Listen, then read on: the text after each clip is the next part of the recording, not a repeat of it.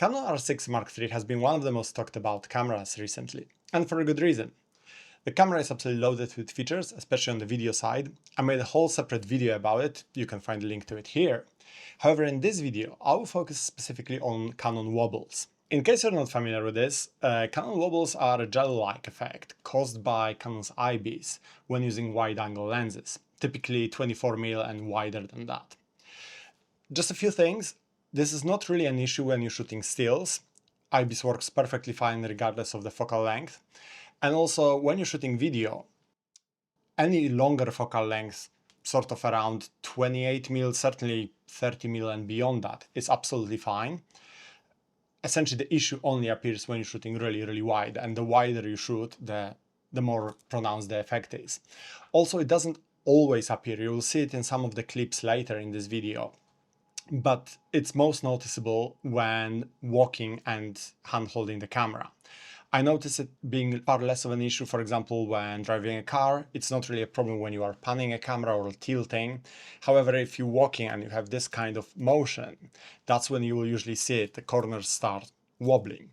Of course, in an ideal scenario, you would just simply use a gimbal in situations when you are hand-holding the camera and walking, but that sometimes is simply not possible in many vlogging scenarios, when hiking, when traveling, sometimes just simply because you don't want to draw too much attention to yourself, or you simply don't have gimbal with you. You may just need to rely on camera stabilizer. So in this video, I will show you a number of test clips, all shot with Canon R6 Mark III, obviously, and Canon RF 15-35 2.8 L lens. And all the clips will be clearly labeled whether there is IBIS being used. In Canon cameras, IBIS means using both in-body image stabilizer and lens IS if available, and it is available in this particular lens. And also various types of digital image stabilization, as well as clips without any stabilization at all, and clips with stabilization applied in post. There will be a variety of clips following the subject, vlogging style, shot from the car, panning clips, and so on. So you will see essentially how good or how bad the wobbles are, or whether you can see them or not, in a variety of scenarios. And in case you don't want to watch all the clips, well, my opinion after running all those tests is that yes, the wobbles are present. Yes, they are most noticeable in that 15 to 20mm range. However, I don't think they are a deal breaker. Essentially, if you are careful enough when shooting, or if you choose your settings correctly, I think you can minimize them to a large degree. And yes, of course, there will be scenarios where you cannot avoid them, but I think in vast majority of cases, you can either get rid of them completely, or at least you can get something usable. So, not 100% perfect scenario. Certainly IBIS is not as good as in Panasonic cameras, but at the same time, considering that with any other focal lengths and for stills, Canon's IBIS works really, really well, I think it's a perfectly workable solution. So let's have a look at those clips. Okay, so this is 15mm image stabilizer switched on.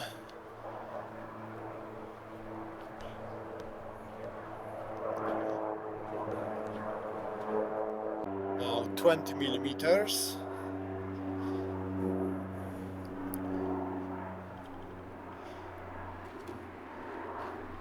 And this is 24mm.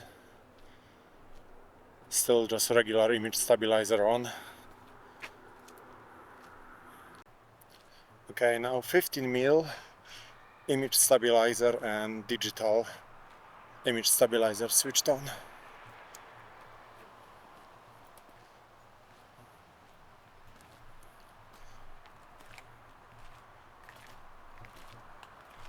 It's 20mm image stabilizer and digital image stabilizer. That's a bit more uneven path as well, so it should be a bit more shaky or wobbly. And this is now 24mm image stabilizer and digital IS on.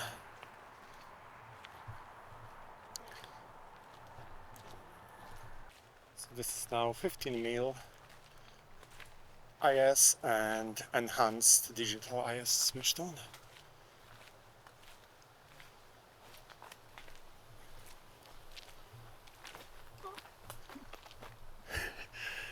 $20mm IS and enhanced digital IS.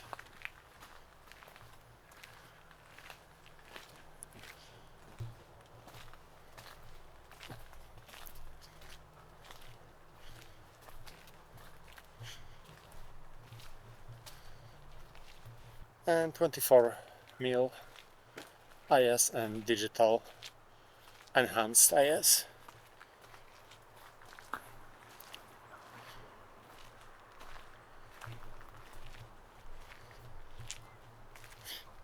And right now I'm not even trying to keep it super steady, just kind of normally walking and hand holding the camera. Okay, this is 15mm and that's with subject tracking.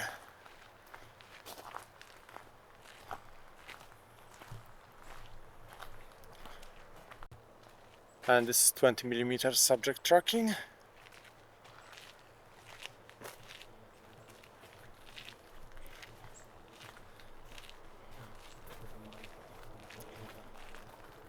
And finally 24mm subject tracking.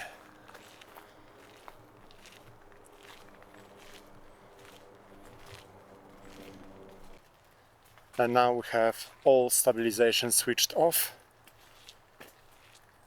And that's 15mm. So just purely hand holding the camera, no stabilizer.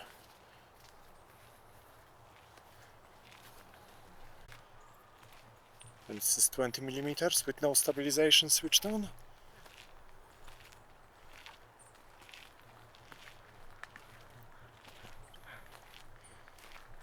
And 24mm, no stabilization.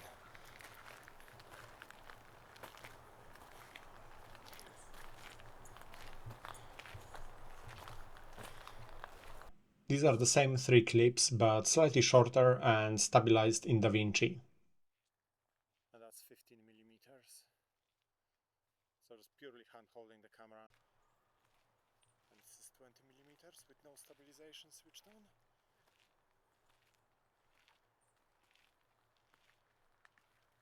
And 24mm, no stabilization.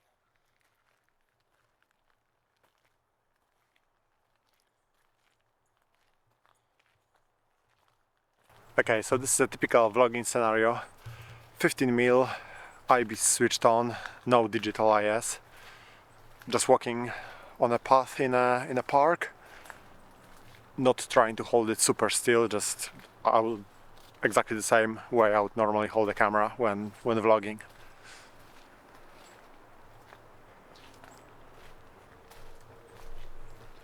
It's the same vlogging setup, 20mm, only IBIS.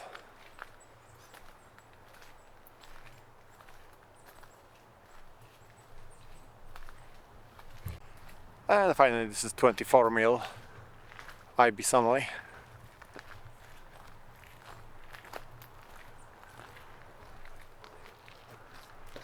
$15mm, IBIS plus digital IS switched on.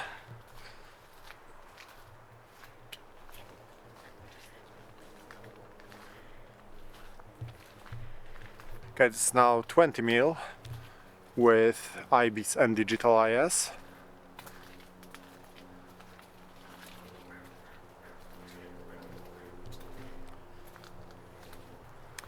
And finally 24mm IBIS and digital IS.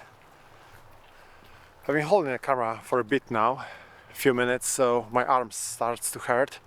So technically it should be getting more wobbly by now. If it's not done, that's clearly a very good sign. Okay, so this is 15mm IBIS plus enhanced digital IS switched on.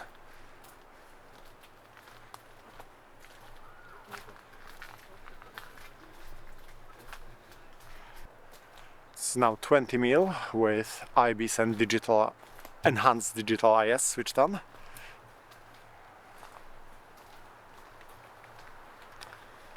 And 24mm with IBIS and enhanced digital IS. You can see that the frame is quite a bit cropped now, so probably this is too tight for vlogging, but just to keep all tests consistent I will still do it. So this is now 15mm, no stabilization at all.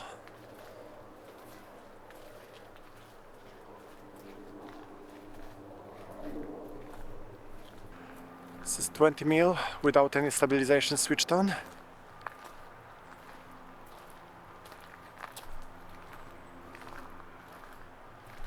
That's 24mm without any stabilization. I can feel my arm shaking a little bit, so that's definitely going to be quite shaky when watching it back, but I'll also try to stabilize it in post and see how that looks like. Here again we have the last 3 clips, but this time stabilized in DaVinci.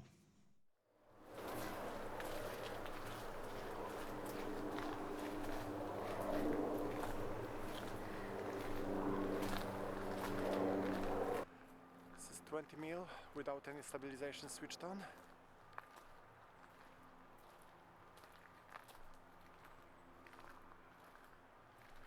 That's 24mm without any stabilization. I can feel my arm shaking a little bit, so that's definitely going to be quite shaky when watching it back, but I'll also try to stabilize it in post and see how that looks like. And just as a comparison, here are a couple of clips I stabilized in Gyroflow Nightly.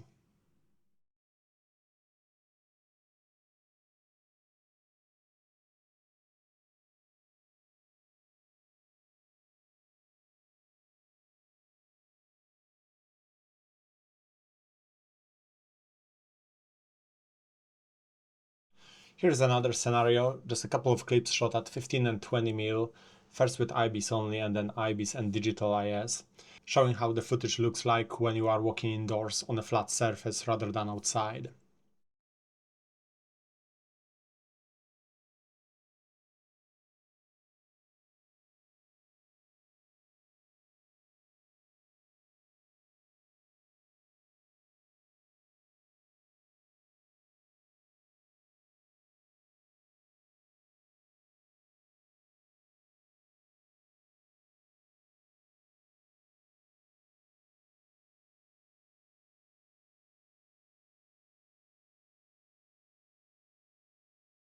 And finally we have a few clips, all of them shot at 15mm, all of them with IBIS and digital IS switched on.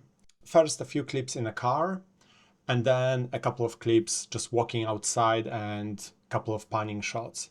Again, just to show a few different scenarios and whether you can see the wobbles or how noticeable those wobbles are in those scenarios.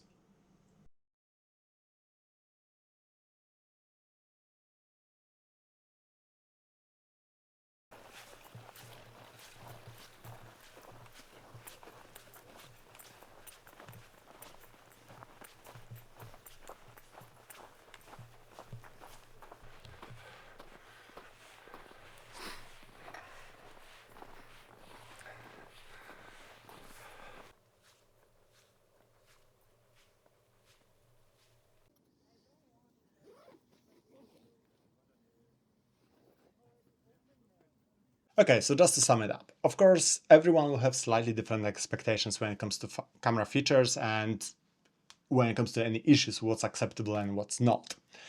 In our case, I think, yes, the wobbles are a bit frustrating because it would be great not to have them, but at the same time, they are not a deal breaker.